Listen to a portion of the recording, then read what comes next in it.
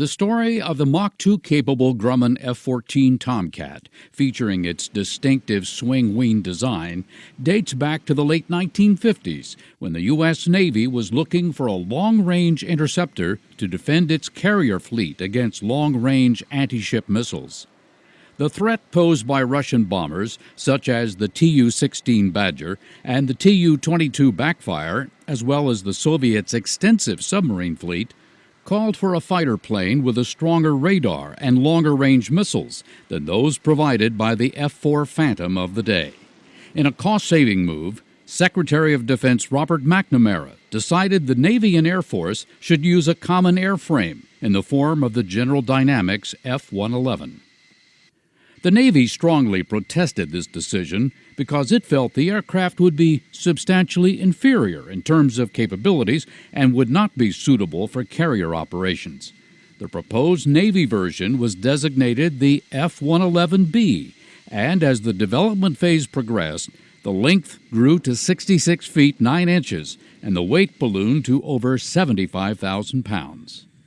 Although the aircraft was not too big dimensionally, the Navy officially rejected the idea outright because it proved too complex, too heavy, too slow, and could not perform as a typical dogfighter in defense of naval assets.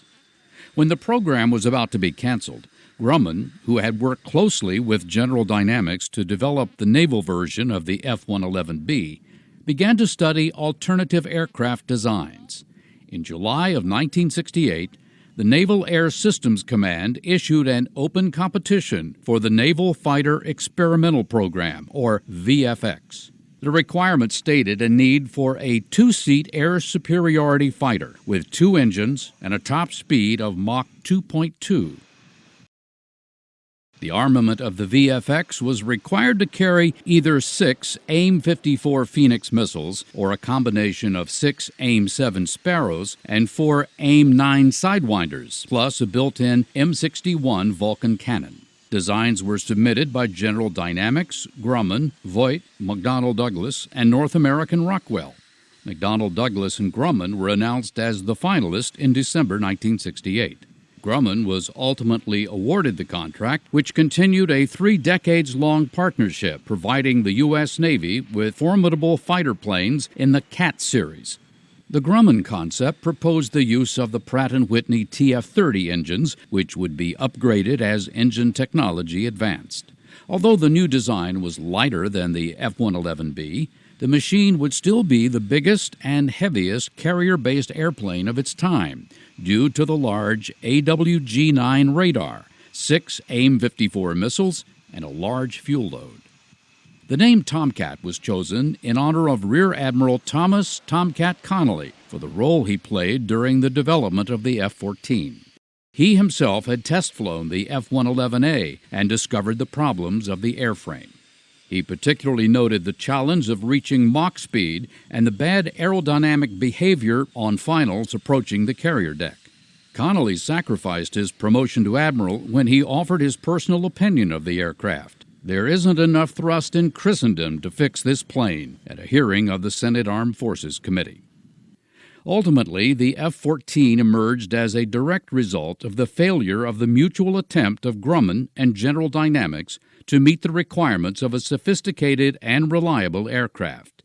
Despite the Tomcat's complex evolution and a prolonged development with many airframes lost during the type's formative years, the aircraft would evolve into the world's greatest interceptor ever.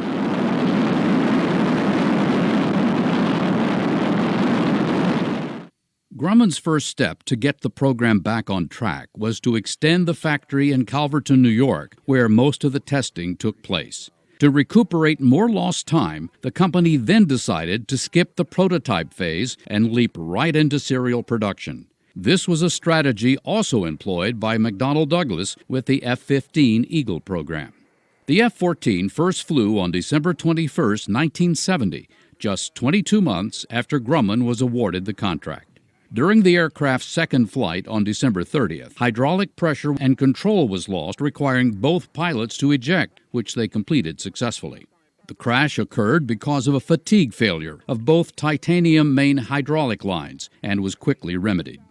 The dual development and test phase continued without any further major issues, and final testing concluded within the next 2 years. Initial operational capability was achieved in 1973, which meant the F-14 was deemed combat ready. By this time, the United States Marine Corps had plans to obtain Tomcats and had sent the first Marine aviators to VF-124 gunfighters, the Tomcat Fleet Readiness Squadron at Naval Air Station Miramar. Once it became clear the Tomcat would not be developed as a strike fighter, the Marine Corps pulled out of the program and later opted for the FA-18 Hornet to replace its F-4 Phantoms. The 24 Tomcats of VF-1 and VF-2 left Miramar and landed on board the USS Enterprise on September 12, 1974. This was the 8th U.S. Navy ship to carry the storied Enterprise name. These two squadrons formed VFW-14 and were assigned to cover the disengagement and retreat of Saigon. Initial deployment crews remained skeptical about their new jets, as the TF-30 engines proved troublesome, especially at high angles of attack. In January 1975, 2 VF-1 aircraft were lost in similar circumstances, with both crews ejecting after experiencing an explosion and loss of power. The reason was traced to fan blade failures, and the newly delivered Tomcats were temporarily grounded. The type would soon fly again, albeit with restrictions imposed until engine checks ensured all in-service fan blades met the original Pratt & Whitney specifications. After these early maintenance issues were resolved, the introduction of the F-14 was deemed the most successful introduction of sophisticated aircraft the Navy ever had, according to Rear Admiral Sneed, commander of the Fighter Wing Pacific.